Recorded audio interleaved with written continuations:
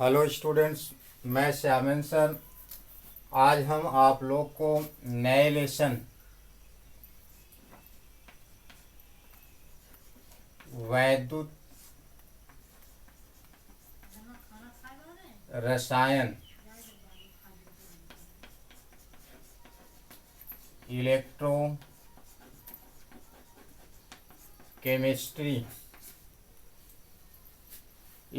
Chemistry के बारे में बता रहा हूँ। तो वैद्युत रसायन में पहला टॉपिक है रासायनिक ऊर्जा।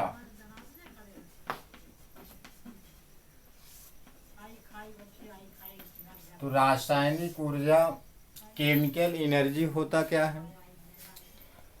तो किसी रासायनिक अभिक्रिया में निर्मुक्त ऊर्जा को रासायनिक ऊर्जा कहते हैं। जैसे बैटरी की ऊर्जा, बैटरी से हमें जो ऊर्जा निर्मुक्त होता है, किस रूप में निर्मुक्त होता है? रासायनिक ऊर्जा। जैसे सल्फ्यूरिक अम्ल H2SO4 हुआ,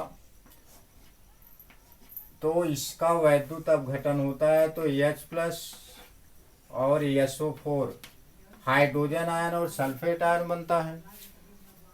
तो जो हाइड्रोजन आयन बनता है तो यह अवस्था किस पर निर्मुक्त होगा? कैथोड पर। और जो ऋणायन बनेगा वह सदैव किस पर जाएगा? एनोड पर जाएगा। तो इस अवस्था में उसमें वैद्युत धारा का प्रवाह होगा, तो वह वैद्युत धारा हमारा रासायनिक ऊर्जा के रूप में निर्मुक्त होता है। तो वैद्युत धारा के प्रवाह के लिए किसकी आवश्यकता होती है? इलेक्ट्रोड की।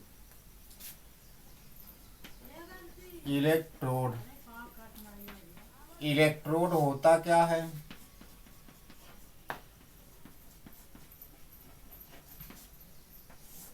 जैसे किसी धातु की छड़ है, मान लीजिए जिंक धातु की छड़ है, Zn की। इस जिंक धातु की छड़ को किस विलयन में डुबो दिया जाए? जिंक सल्फेट के विलयन में, ZnSO4 के विलयन में।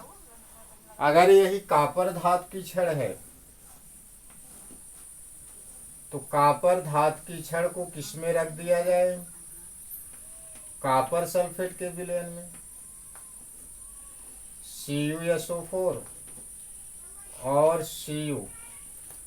तो जिंक धातु की छड़ को जिंक सल्फेट के विलयन में, कॉपर धातु की छड़ को कॉपर सल्फेट के विलयन में रख दिया जाए, तो यह छड़ जो है इस विलयन के सापेक्ष धनावेशित हो जाएगा या ऋणावेशित हो जाएगा।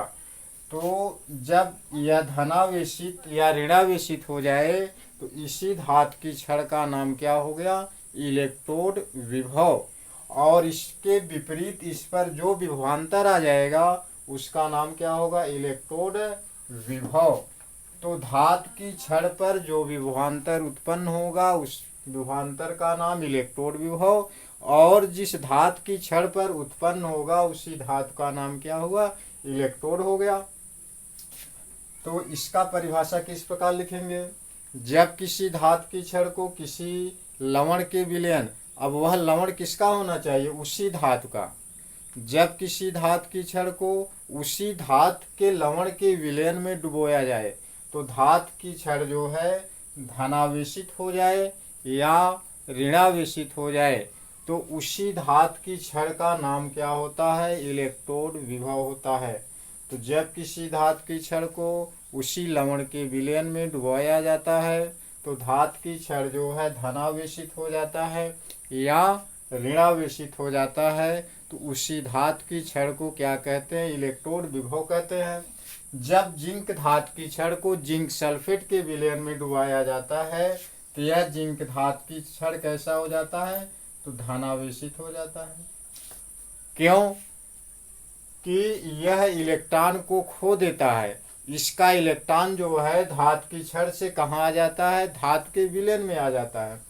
और जब कॉपर धातु की छड़ को कॉपर सल्फेट के विलयन में डुबाया जाता है तो यह इलेक्ट्रॉन को क्या करता है? ग्रहण कर लेता है। ऐसा क्यों होता है? तो यह जब इलेक्ट्रॉन को ग्रहण करेगा तो इस पर ऋणावेश आ जाएगा। तो ऋणावेश आने का मतलब हुआ कि इलेक्ट्रॉन को ग्रहण किया, और धनावेश आने का मतलब इलेक्ट्रॉन को त्याग दिया है।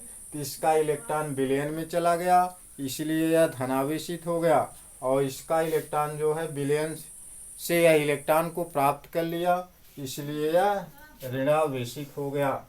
तो जो धनावेशित इलेक्ट्रोड होगा उसी का नाम क्या रखा गया है? एनोड। तो धनावेशित इलेक्ट्रोड को क्या कहते हैं? एनोड कहते हैं। और ऋणावेशित इलेक्ट्रोड का नाम क्या रखा गया है? कैथोड। इस प्रकार हमारा जो है एनोड और कैथोड बना। एनोड और कैथोड के प्रभाव से ही विद्युत रासायनिक सेल जो है रासायनिक ऊर्जा का उत्पादन होता है। उसमें जो है कौन से इलेक्ट्रोड होते हैं? एनोड और कैथोड, जिसका नाम होता है धन ध्रुव और ऋण ध्रुव। तो आज के वीडियो में बस इतना ही। अगले वीडियो में अगले टॉपिक के बारे में चर्चा करेंगे।